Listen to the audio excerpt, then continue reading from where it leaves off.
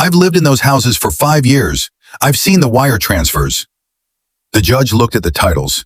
Every single property I had purchased in the last 5 years was registered to the Saida Trust, my mother's trust. Every paycheck I earned was direct deposited into an account owned by my mother. Every car was a long-term lease from a company my mother owned. I looked at my wife and saw the realization hit her like a freight train. I had never owned anything.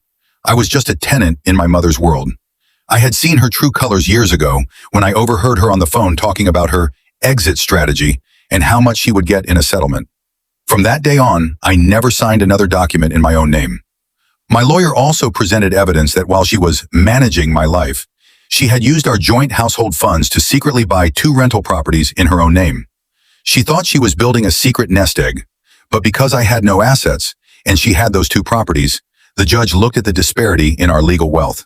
The judge's voice was like a hammer. Since the husband has no legal assets and the wife has been found concealing communal funds to purchase private property, the court orders those properties to be liquidated and split. My wife's jaw dropped.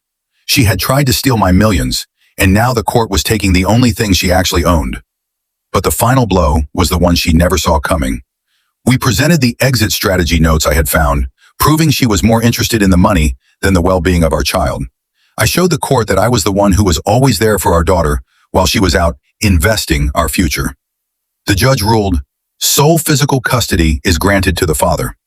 And given the wife's documented rental income from her properties, she is ordered to pay $4,000 a month in child support.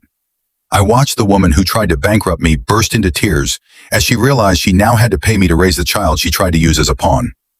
She walked out of that courtroom with nothing but her personal belongings and a massive bill for her lawyers. She tried to call my mother, begging for what was fair, but my mother just laughed and hung up.